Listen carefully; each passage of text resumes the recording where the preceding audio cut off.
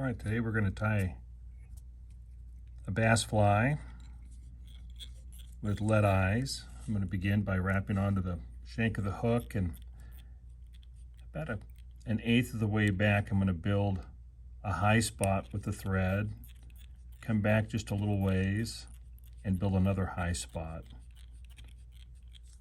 and then trim off your excess.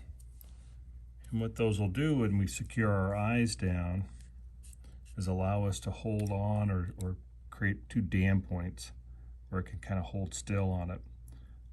I'm just going to make a quarter turn across. You can see how the eyes kind of angle, slightly angle from the shank of the hook. I'll make several wraps there, and then I'll force it back so it's even, and that really helps to pin it down. And then I'll go back over the other direction.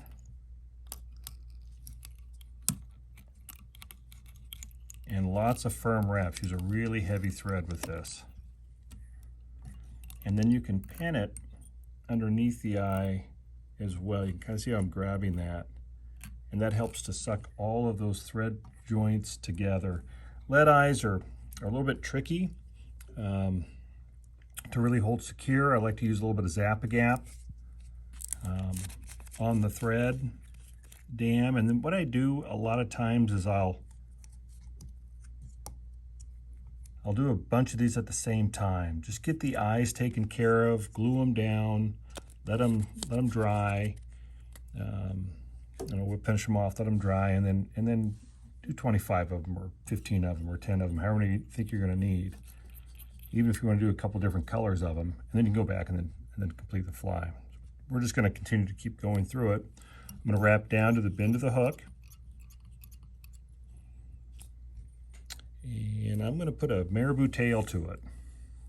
You want it to be fairly long, maybe a little longer than the shank of the hook. Grab all that together, trim off excess, and then secure that down.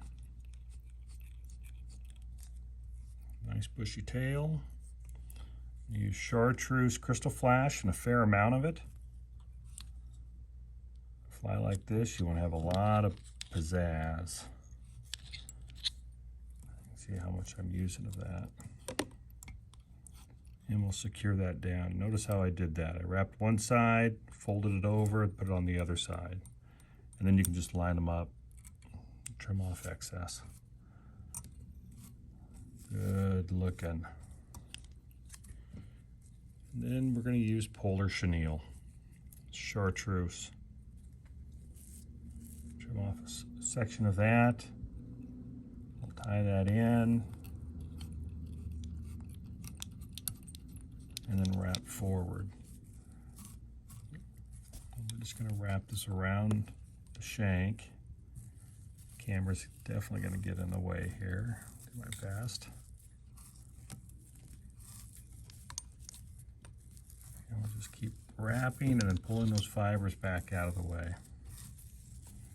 I'm going to build this up, lots of wraps, even if you have to wrap over the top of itself a couple of times, just to build up a nice buggy looking body. I just like this thing. This is a cool bug. This is going to catch a lot of bass. Even tied a few of these in a hot pink for salmon. Alaska guys are going to dig it. And then we'll trim off. We'll go ahead and secure that. We'll trim off excess, get that out of the way. And if you've got a few of those straggling fibers, just kind of pull them back and secure them. Not the end of the world. This is an ugly, buggy looking fly. We're going to use black saddle hackle. I've just been matching tail with body, or tail with hackle, so black hackle, black marabou. We're going to fan this down from the tips. And then I'm going to get rid of the tip. And I'm going to tie that in on my side. I think this will show up. Secure that again. There we go. I'm just going to open my scissor blades, and I'm just going to very carefully run it down the stem. And what I'm doing with that is I'm just crushing those fibers back so that when you wrap this around the shank, you're going to have an easier time getting those fibers to lay back.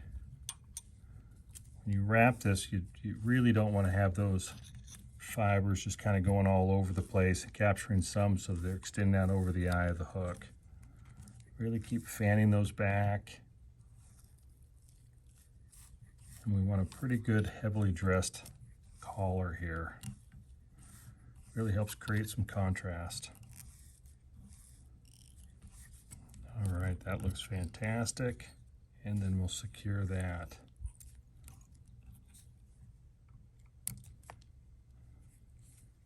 Go back to a little bit of that polar chenille. Wrap that back on. And bring your thread to the eye of the hook. We're going to do a couple of wraps in front, or I should say behind the eye, and then over top and over top.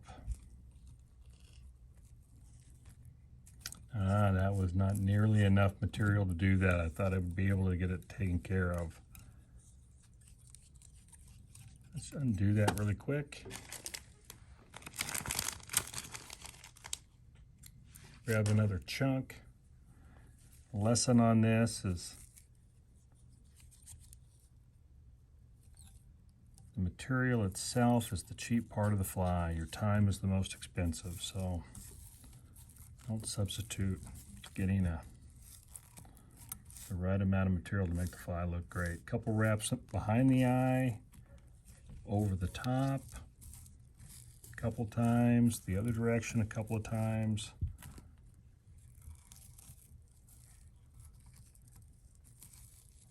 Again, bring it up in front. See, I barely have enough on that cord. And then secure that down. And it is going to make one buggy looking fly. You got materials going everywhere. Build up a nice thread head to it. Pull all those fibers back.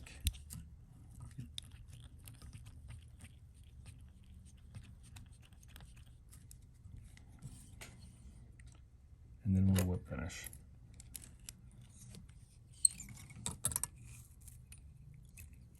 Not exactly sure what this is designed to imitate, but I know those fish definitely don't want it breeding, and they're going to do their best to crush it when they see it.